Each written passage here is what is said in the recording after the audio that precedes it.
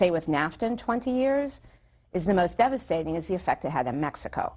So if you look, you know, we have a study that I would recommend to folks at our website, tradewatch.org. It's 20 years of NAFTA, and we went to the government databases in Mexico, the U.S., and Canada. It's a lot of footnotes, so if you want to go back to the original sources.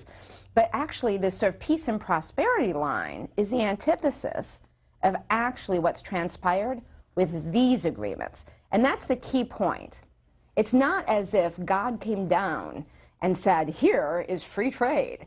It is, in fact, one set of rules that we're calling free trade agreements. The Trans-Pacific Partnership is one set of rules, 29 chapters, only 5 of them really about trade, the other 24 chapters setting things like food standards, how we can regulate banks, how we can spend our domestic tax dollars, can we buy local preferences, stuff unrelated to trade, and it's become like a Trojan horse mechanism to get this set of policies through Congress, and then you see the result of that version of it after 20 years of road test has not been good. Let's go to John next in Pennsylvania. Independent caller. Hi, John. Hello. Yeah, I agree with the fellow from West Virginia that was against this from every which way. There's a reason that this thing has been done in secrecy, and we probably wouldn't even be talking about it had it not been for Alan Grayson, as well as WikiLeaks. WikiLeaks got a hold of this and exposed the public to it. Otherwise, the secrecy would have worked. Now, I'd like the woman to talk about how this takes away sovereignty. Sovereignty is now going to be controlled by the corporations as opposed to the countries themselves, as well as environmental. Okay. All right. Lori Wallach. Well, I mean, and something I actually wanted to reference, and this is from Danny from West Virginia also, folks should look at yesterday's New York Times. There was a really good story there by Thomas Edsel that laid out all the secrecy issues and actually quoted all kinds of folks who support free trade. Including me.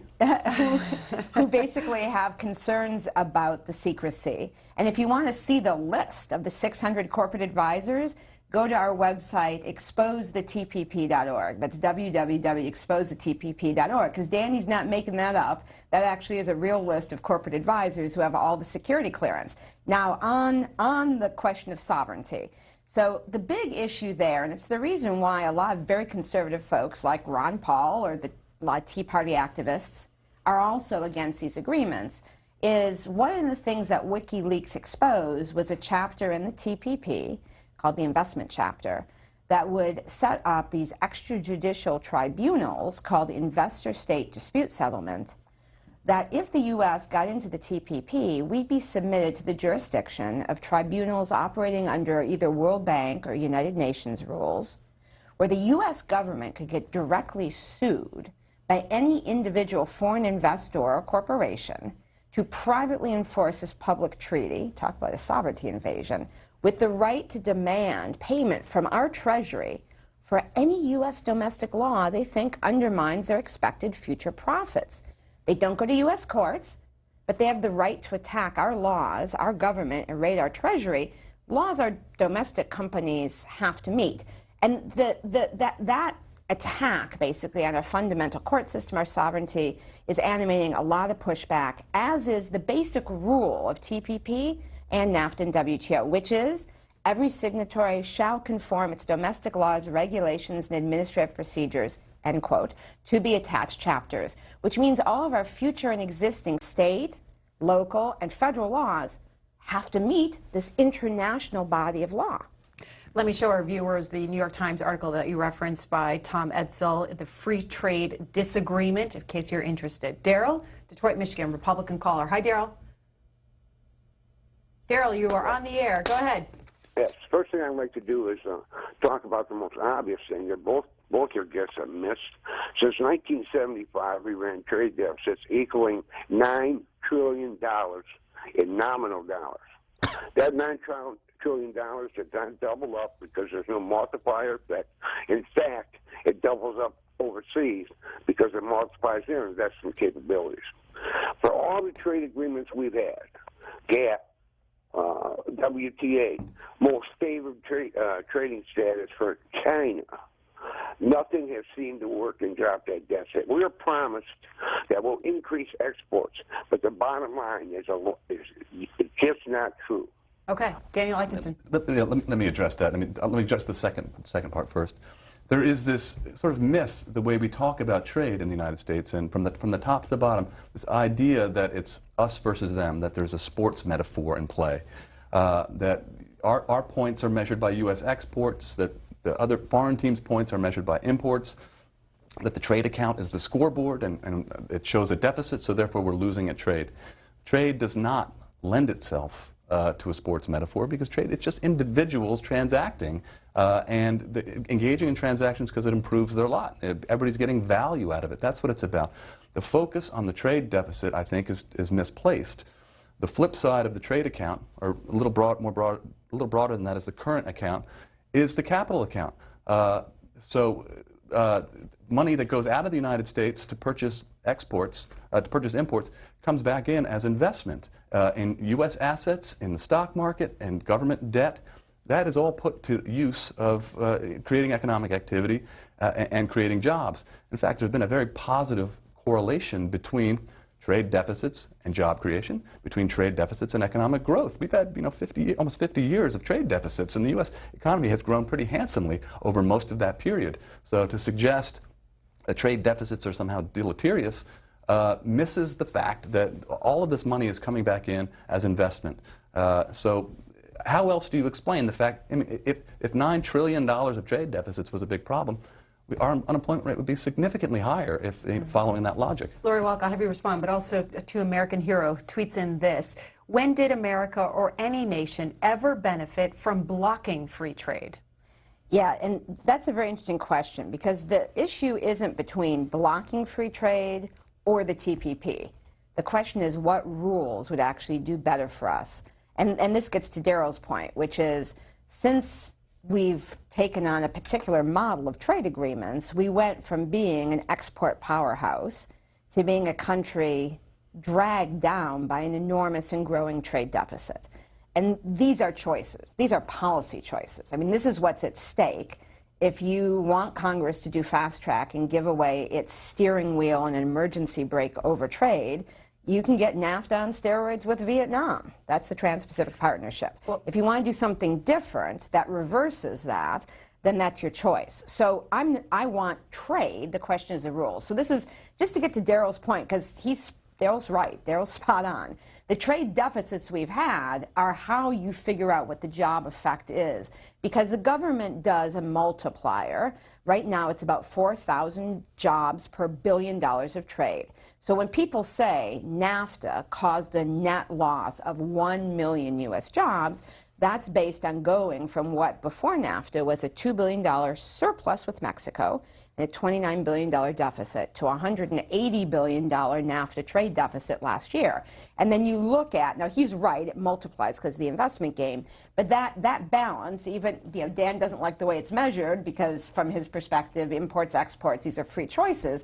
But if you look at it actually in the way that it affects the economy, it is both the effect of what kind of jobs and therefore what kind of wages. Well, Monica says this on Twitter: we're in a global economy. Why not have a new smart trade agreement? Exactly. No, that's exactly. Monica and I are in agreement. Monica, that's my way of thinking. So, the question are the rules. And so if you go to, again, if you go to our website, tradewatch.org, the very short version of what you would do to do it right is you would get rid of all these extraneous things that are in the Trans-Pacific Partnership or that the whole U.S.-EU agreement's about. Like, why is a trade agreement expanding monopolies on drug patents that jack up medicine prices for Granny? Okay, so that Dan, stuff shouldn't even be in there. Dan Eichenson, could you agree to that? I agree with some of what Lori's saying. Let's expand trade. Trade agreements should be about that. And as I said earlier, as trade agreements now deal with issues that penetrate deeper into domestic regulatory space, there is potential for rules that aren't particularly good. I think on net, these trade agreements create greater economic liberalization. They make us freer. They're good for consumers, so I generally support them. Let's look at those rules that might create problems like this. I share, in particular, Lori's concern about the investor-state dispute settlement system, and we are writing a little bit more about that and focusing on it. I think outsourcing is perfectly legitimate. Companies should be able to do that. They should be able to invest abroad to remain competitive or to make themselves competitive in a global economy.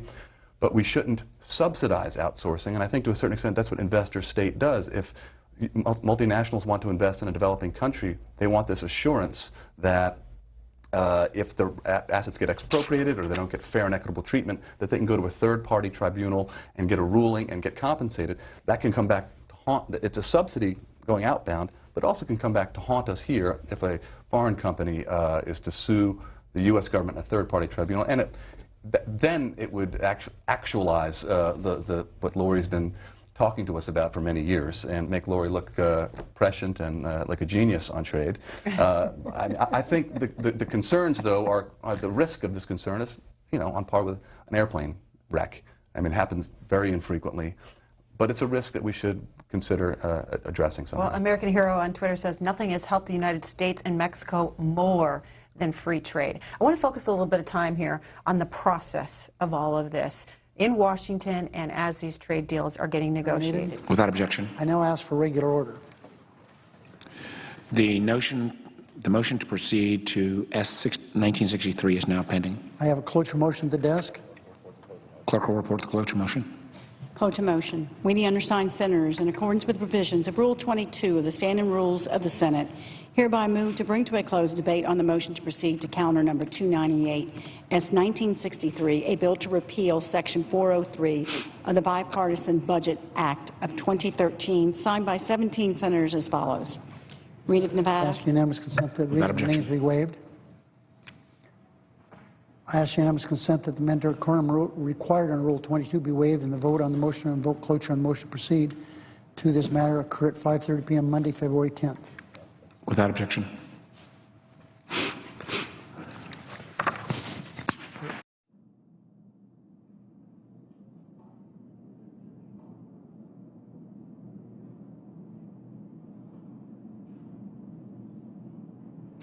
I ask consent the Senate now proceed to pre-morning business. Senators allowed to speak for up to 10 minutes each. Without objection. I ask consent that the Senate proceed to calendar number 302 S-270. S-Res 270. Clerk will report.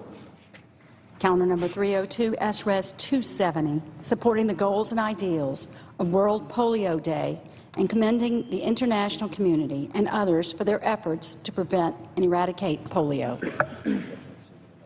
Any objections to proceed to the measure? Without objection.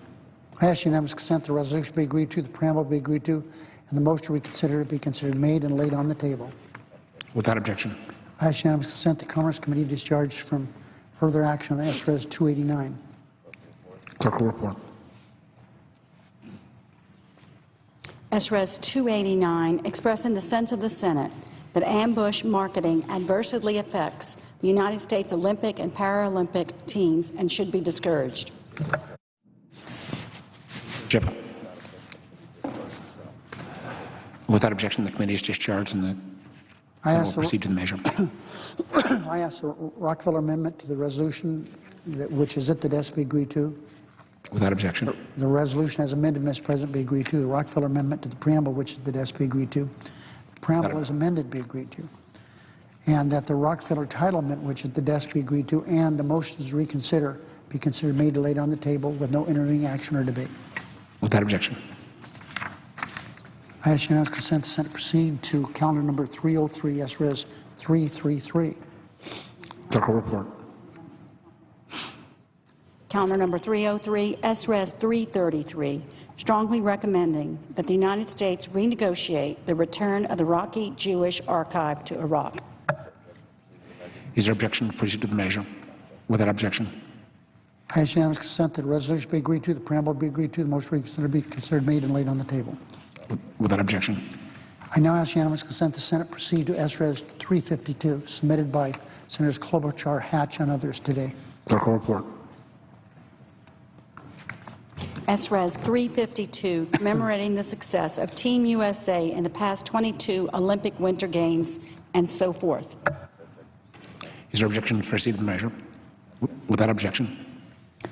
I ask the resolution be agreed to, the preamble be agreed to, the motion can reconsider be considered made and laid on the table, and there be no intervening action on this matter. Without objection. I'm told there are two bills due for their first reading. Clerk will read the titles of the bills for the first time. H.R. 3590, an act to protect and enhance opportunities for recreational hunting, fishing, and shooting, and for other purposes. H.R. 3964, an act to address certain water-related concerns in the Sacramento-San Joaquin Valley and for other purposes. Mr. President, I ask for second reading en bloc on both these matters, but object on both of them. Objection having been heard. I ask unanimous Bill will consent. be read for the second time on the next legislative day. I ask unanimous consent that when the Senate completes business day, it adjourn until 2 p.m. Monday, February 10th. Following that, prayer and pledge in morning hour be deemed expired. The journal proceedings be approved to date, and the time for the two leaders be reserved for use later in the day. Following any leader remarks, the Senate resume consideration. Motion to proceed to S. 1963, the Military Retirement Pay Resolution. Without objection. Next roll call vote will be this coming Monday. As I've indicated, there is no further business to come before the Senate. I ask that adjourn under the previous order. The Senate stands adjourned until 2 p.m. on Monday. So the Senate's gavelled out, but earlier today, the chamber fell one vote shy of extending unemployment insurance benefits for more than 1.5 million Americans. Those benefits expired at the end of last year, and there's no indication yet on when the Senate might take up the legislation again. Senators also unanimously confirmed, 96-0, longtime Senator Max Baucus of Montana to be the next U.S. ambassador to China. Live coverage of the Senate continues here on C-SPAN 2 when members return.